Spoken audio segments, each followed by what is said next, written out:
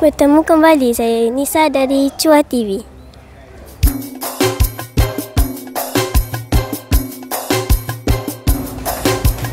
Pada hari ini, Chua TV bersiaran di dataran SK Chua.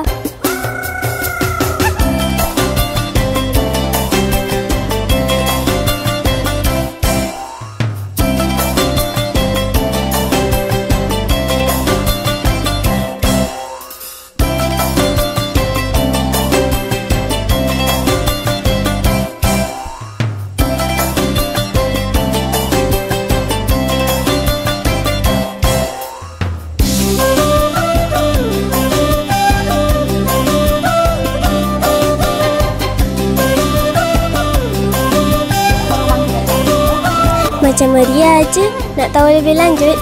Stay tune. Jom. Tanggal 19 Mac 2025 bersamaan 18 Ramadan 1446 Hijrah, SK Chua mengadakan majlis iftar. Majlis yang dikelola oleh Kelab Keluarga SK Chua ini diadakan bagi meraihkan anak-anak asnaf SK Chua. Selain daripada berkongsi rezeki, majlis ini juga diadakan untuk menzahirkan kegembiraan menyambut Ramadan. Bersama saya sekarang Cikgu Aina Zakwan, pengerusi Kelab Kekecu. Assalamualaikum Cikgu Zakwan. Waalaikumsalam.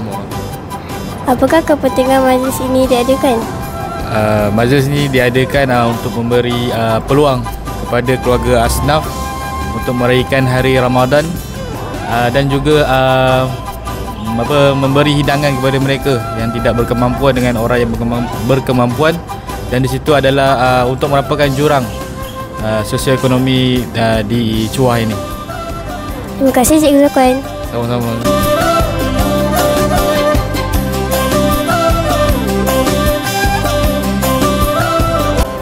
Bulan Ramadan, bulan ya.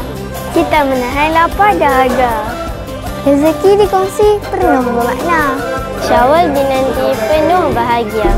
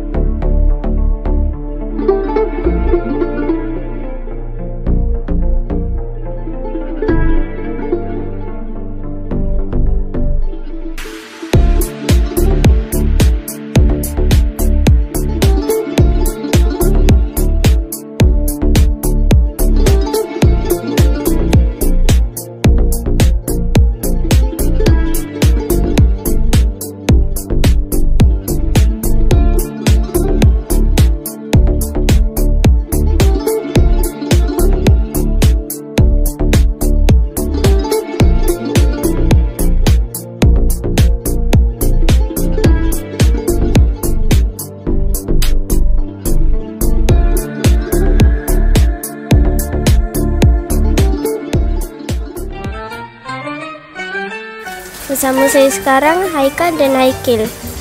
Korang puasa? Puasa Alhamdulillah. Puasa Alhamdulillah. Seronok tak dapat iftar dekat sekolah? Seronok? Seronok. Okay, terima kasih. Bersama saya sekarang Encik Abu Zarib. Assalamualaikum Tuan. Waalaikumsalam. Boleh Tuan terangkan sedikit apa itu Akademi Kenegaraan Malaysia? Akademi Kenegaraan Malaysia ini adalah satu agensi kerajaan yang bertanggungjawab untuk mengadakan program-program dan juga latihan khusus untuk membentuk jati diri dan menerapkan semangat kenegaraan kepada rakyat Malaysia khususnya. Apakah pesanan Tuan kepada anak-anak SK Chua?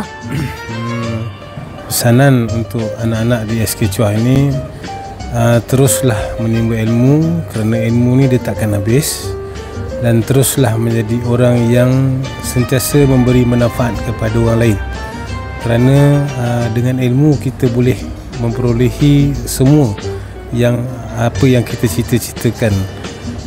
Secara tak langsung seperti yang termaktub dalam Akademi Kenegaraan Malaysia, untuk memupuk semangat kenegaraan dan jati diri individu, seseorang insan itu perlu menerapkan ilmu dalam diri dia, supaya dia boleh gunakan ilmu itu, dan dengan adanya ilmu ini dia akan sampai bila-bila manfaatnya tu yang boleh kita gunakan. Okey, baik, terima kasih Tuan. Sama-sama. Selamat Hari Raya. Maaf zahir dan batin. Sekian saja buat kali ini. Saya Nisa dari Chua TV. Bye.